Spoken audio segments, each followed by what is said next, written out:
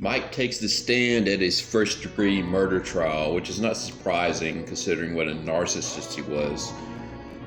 But since the state wasn't offering a deal because of all the overwhelming evidence, I guess he had nothing to lose.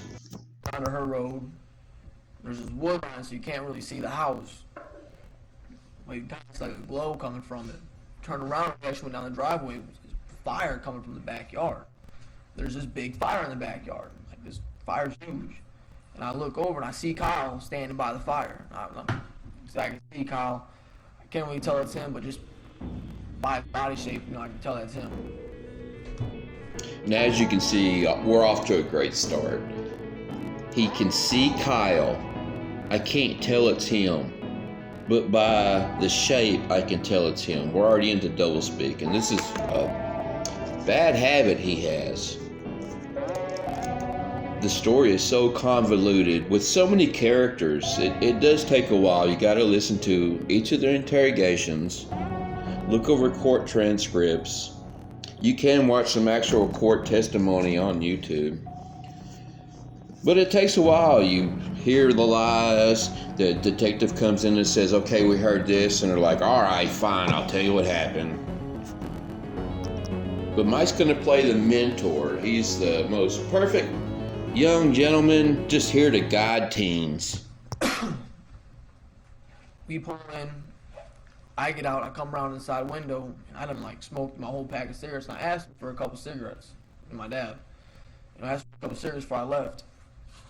He said, yeah. I heard the door open behind me, and as he was pulling out, I looked over, and there's Soto standing at the door.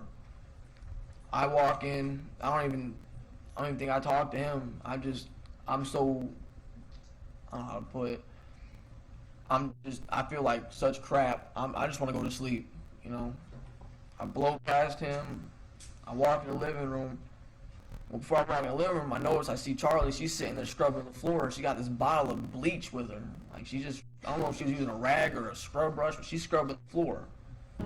So Mike's going to set the scene to what he come home to. There's Justin Soto. He just blows past him. They don't say nothing to each other. Here's Charlie just scrubbing the floor, which is absurd because the house is a pigsty. I bet the place stinks. They don't wash anything. And he's going to point out, here's Amber just sitting on the couch drinking a bottle of liquor like this 14-year-old's drinking straight liquor, which I don't believe. It's all this obscene story that makes sense in his mind, but a grown adult will not fall for this. Go past her, and there's Amber. Amber's sitting where I'm on the couch left in the living room. She's sitting there and she's got my bottle of liquor. And she's sitting there drinking, She's got tear streaks going down her face, like she's been crying her eyes out. Yeah, Mike, we get it. In your world, all this is normal. But Mike has, I'm going to point out 3 bad habits he's got. The women he's involved with, he tends to term them as family members. We'll go into that later. Mike also has to justify his drinking or drug use because every time he's testifying that he's drinking or using drugs, he uses a qualifier almost to justify. That's how big of a simp this little boy is. And the third bad habit he has is he thinks he's the star and he knows things that he's going to throw in people's faces. They can. At the time, I didn't realize what was going on. I just kind of looked at her, what are you crying? I'm the one that got beat up. What are you crying about? But I went off into my room. And I went, started taking stuff out of my pockets, and I'm about to go to sleep, right now. This go to sleep right now is a defense he uses a lot. Soto comes to my room. Tells me Kyle's got to talk to me. Says, Mike, you want your gun back? At this point, yeah, where is it? Look, you gotta talk to Kyle first. We gave it back to Kyle. He's like, no, I gotta you need to go talk to Kyle first. You gotta talk to Kyle. So I said, okay. At this point, he wants his gun back, but supposedly he doesn't know anything's happened yet. I asked him where he was, and Kyle was outside still. We went out front, or we went out through the living room, went out the back, and literally, there was soda in front of me. I was in the middle. There was, I don't remember what order Amber and Charlie were in, but they were behind me. And we walk outside, and I look over, and Kyle's on the other side of this fire pit. You know, this fire is, it's just, you know, the fire pit's only about maybe 4 or 5 foot across. This fire is just huge. Well, we were walking over there, and I literally can't get within like 15 feet of this fire. This fire is so hot, I can't get within like 15 feet of this damn thing. So we're walking around it, and I noticed Kyle has walked off over to the Kyle's actually over by the fence with the neighbors. Charlie blows past me. She goes over there. I go over there, and we're, you know, guys concerned about. Mike's being a complete asshole prick about bringing his fire up. You'd have to know the story to know that he's like throwing this in their faces. Women calling me there. Sorry about that. But he's being a prick about talking about the fire because at the party they were having outside, when he went outside and was talking to everybody about actually doing this murder, he was asking them, how hot does a fire got to be to burn bones? The fire. You know, the guy's concerned because of his property, and he's worried about the fire, and he doesn't want to burn down his house. Well, his wife ended up coming out, and I'm sitting out there, and I talked to her, you know. I said, you know, it's not a problem. I don't, you know, you're right, the fire shouldn't be this big. I don't know what they're doing, you know, they need to, you know, if it doesn't, I remember I told them, if it doesn't go down like the next 5 minutes, I'll take a hose, do it myself. You know, they said, okay, all right. And they left. You know, they went back. And as we're walking back, I asked Kyle, I said, you need to talk to me? And he said, yeah, I need to talk to you. I said, well, look, you know, because we just got into a fight. You know, I'm pretty quick to cool off about things. We just got into a fight. Neighbors are already out in the backyard. You know, if you want to talk, we'll go inside and talk, because I don't want something to happen right here in front of the neighbors and cops call for domestic violence. In Mike's bullshit story, Seth is burning in a fire right now. We go back inside, and remember we were going back in. Soto said he was going to stay out there, you know, make sure, you know, fire didn't catch on anything else. We go back inside, and we go into my room. And I remember Kyle told the girls to stay out in the living room. And they sat back on the couch, I think. The girls on the couch are supposed to be imaginary witnesses. Went in my room. I sat down, and I asked, you know, what do you got to tell me? And what is it? And he gives me this whole spiel of, I know, I can't say what he said. Mike had 2 years sitting in jail to come up with this story. He didn't consider hearsay not being admissible in court. Give me a minute, I'm trying to I can't tell you what he said. Wish I could. You can say what you did in regards to what he told you. Well, when he told me what he told me, I was dumbfounded by what he said. I couldn't believe what he just told me, and then, you know, he kind of put everything together, you know. I come inside, Charlie's cleaning with bleach, you know, Amber's sitting there crying her eyes out. There's a freaking fire 20 foot tall in the backyard, you know. Kyle's sitting here crying his eyes out, talking about he doesn't know what to do, and he doesn't know, you know, kind of put it together, you know. It's pretty, you know, I didn't know what to do. I didn't know what to do. First of all, like, his story has any relevance to anything. Kyle and his Ember sister had already been tried. Justin Soto took a plea. He got life in prison. These trials had already been had before Mike got to his trial. So testimony had already been presented about what Mike did and what he told everybody. Let me list off the people Mike told.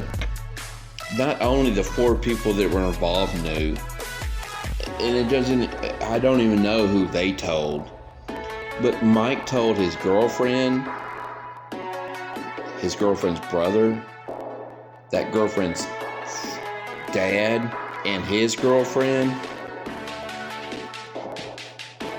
He told Kyle to tell his own father, and he ended up telling his own grandmother. While Mike was out at the farm with his girlfriend's father, he told one of his girlfriend's brother's friends that he had to do it because it was a gang thing. He come up throwing gang signs, so he had to do it.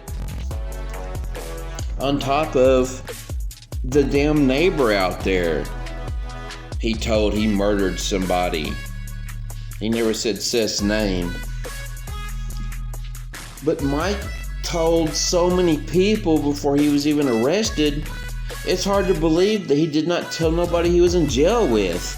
And surprise, he did. They testified at the trial. Say, you know, I freaked out, you know, and I remember because I said, you asked me what would I do? What should I do? What would I do? And I told him, I don't remember what I said. I said something about somebody's gonna call the cops, or he's gotta call the cops. I never said I was gonna call the cops, because I don't under no circumstances call the cops. I don't care what it's for. I don't care if I see a robbery across the street. I'm liable to get arrested just because the cops don't like me. And this is the downfall of a narcissist. He surrounds himself with children. People that could be led, told what to do. The true narcissist has no empathy, and he's going to tell people things that validate him. He told people he was in a gang, total bullshit. He bragged about how bad he was. He already killed somebody. He already lost somebody. That's why he had them 2 bullshit tattoos on him before he got arrested.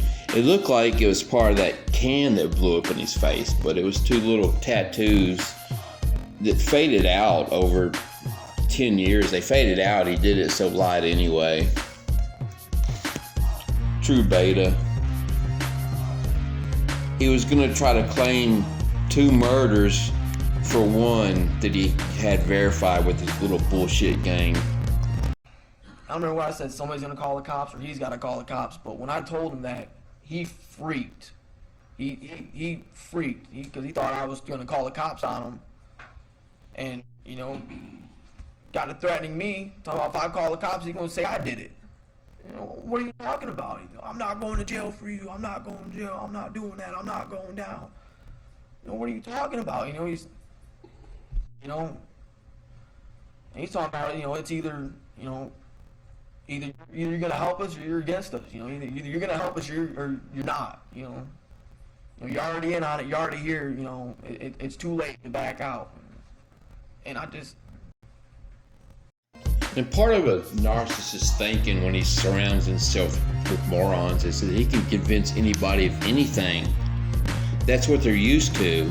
If people don't go along with their program, they don't hang around them. So they think they can apply this to the real world.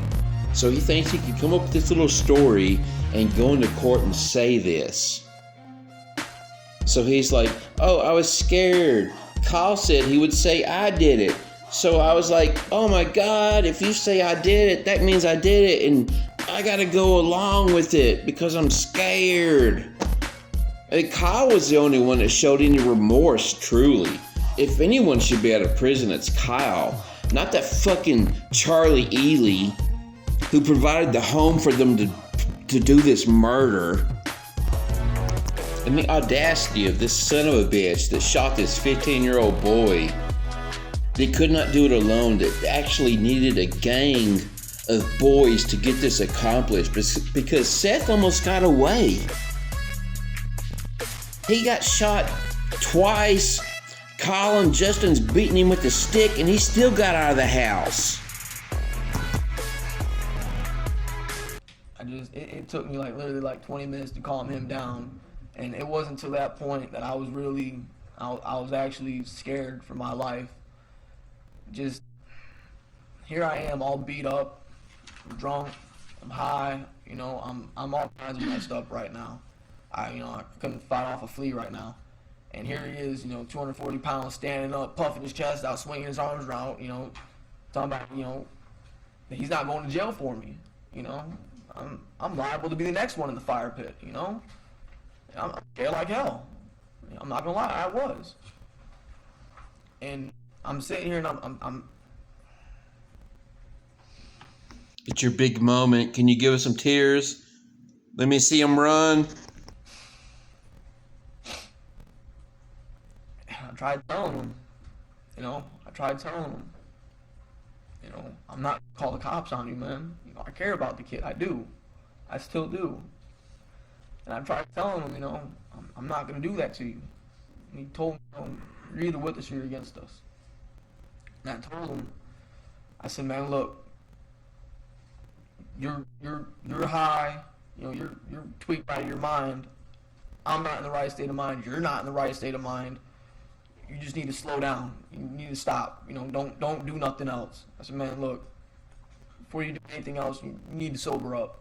We all need to sober up. And I told him that, and he agreed with me for once. You're right. I said, look, man. This story is so dumb. Like Mike's story, he is thinking in his mind when he tells the jury the story. The jury is thinking, oh my God, the only rational person here was Mike. How could he be the one that did anything? He's trying to mentor these children. Go do whatever you're gonna do. I said, but man, I need to get sober, man. I can't do anything. I can't help you.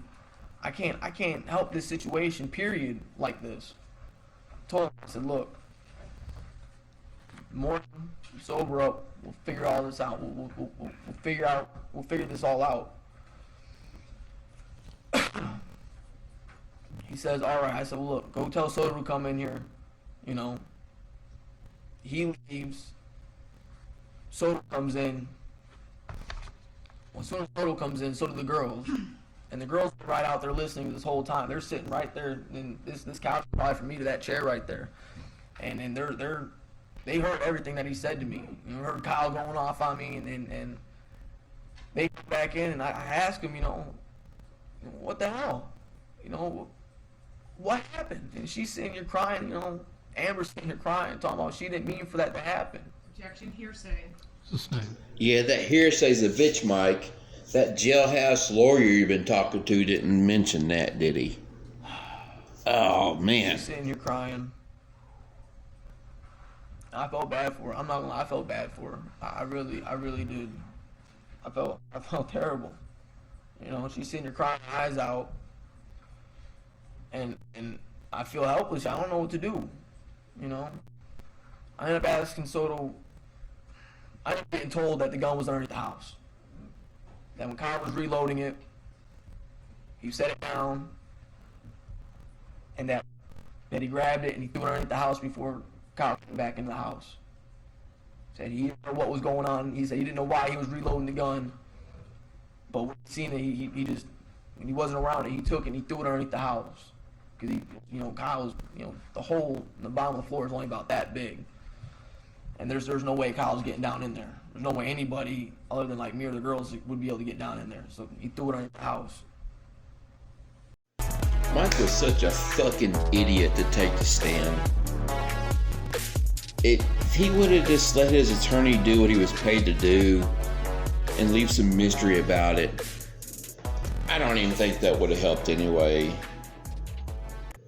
But for him to get up on the stand and pull this shit,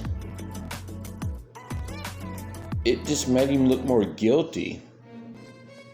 But these people aren't rational. We're thinking about normal thinking like we are, but these kids were smoking meth. They said they were messing with cocaine, but I highly doubt it. They were probably messing with bath salts or meth. And even Seth said Amber was smoking meth. Even to the point Amber described it where she felt like she was coming. This 14-year-old little girl. My God. And Amber was truly a born psychopath. She showed no emotion. She was the hardest of all of them. Even Mike's acting like he's crying on the stand. These detectives that interviewed them said Amber was the coldest person they have ever dealt with. This 14-year-old little girl, and I keep saying 14 when she was 15, but she had just turned 15 like 2 weeks prior. I told him, just, don't touch it. Don't tell him where it is either. Don't touch it. Leave it there. And Mike's trying to imply here that even Soto Roach was even afraid of Kyle seeing him reload the gun, which is total false. He says he throws the gun under the house through a little ventilation system, but it's only big enough that only Mike can get down there. Mike or the girls. He points that out, which is a flaw in his story. Soto, I told Soto to go keep an eye on Kyle, because I don't know. I'm actually kind of worried because Kyle thinks I'm about to turn on him. Like he expressed that to me. He thinks I'm about to turn on him, and I told Soto to go keep an eye on him, because that's his little road dog buddy. You go keep an eye on him. I don't, Soto left. Finally calmed the girls down, which took forever. They were crying their eyes out. They were crying pretty hard, and it was, it was pretty bad. Which is a total lie. In reality, they were partying and drinking and smoking all night. And they blame a lot of this on marijuana, which is complete bullshit. None of this was marijuana's part. They were smoking meth. They're crying, and I don't. They told Charlie to go get some sleep. She says you need to get some sleep. They all get some sleep. Here again, Mr. Rational. Y'all just told me you murdered this little kid, and I guess he's in the fire, and we're all so fucking high and fucked up, and none of us are sober. We just all need to get some sleep. Okay, Charlie, so you go to bed, and I guess Kyle will go to bed with you, and fuck you, and Amber's gonna say that she wants to come to bed with me, so I'm gonna tell a story. Okay, Amber, you can come to bed with me, and as soon as she got in here, I went straight to sleep. Amber started crying, asking if she can stay in my room with me that night, but she just wanted to. I didn't have the heart to tell her no. She ended up staying in there. We went to sleep like literally. My head hit that pillow and I was out. I was so exhausted. I was out. Now I'm going to draw the line right there, and we can put the charades aside. Amber was not crying that night. She was happy it was done. She wanted it done. Okay? There's testimony, there's interrogations that verified this. Amber is a cold-hearted little shit. And for her to be 14 and feel like that, she's a true psychopath. Piers Morgan interviewed her like 10 years after the fact. And he asked her, "What do you feel about that now?" And she said, "I feel nothing. It's like it never happened." And that's how they all thought at the time. He's dead. It's done. It's over. They wiped up all the blood. They burned the body. He's gone. We're going on with our life. That's how they felt. And this fucking bitch, Amber, was the ringleader. First of all, she's the only reason it happened. Second, she met this crazy little 5'4" little shit with the Napoleon complex, who had to prove himself to everybody, who was acting like he was in a gang, which he wasn't, claiming he was Crip. And then this little kid stuff. Seth claimed he was a Blood. Little kid stuff. Video games and movie bullshit. He manipulated these little kids into thinking he was some big-time gangster. And he saw, after he shot Seth and burned him and got rid of the body and everybody was complicit, he saw Amber falling apart when she was around her mom. He saw Kyle falling apart. And he's like, I gotta get the hell out of here. And he just thought he could just go away and it would be alright. He should have stayed there and guided them through this if he was a true gangster. They needed guidance. They were falling apart. They couldn't deal with the fact you killed this little boy. As much as Kyle hated him for sleeping with his little girlfriend, you know, like, you just go on with life.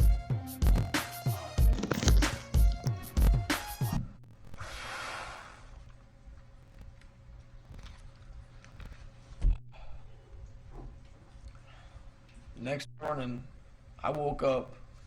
I remember I woke up, the sun was already up. I woke up, it had to have been about 10:30. Had to have been. I woke up and I know Amber wasn't in there. She wasn't still in bed. I woke up and I hear talking out in the living room. I go out in the living room. Everybody's out there. Amber, Kyle, Soto, Charlie. Kyle's already dressed for work and everything. He's about to go to work. And I don't know how I'm supposed to say this.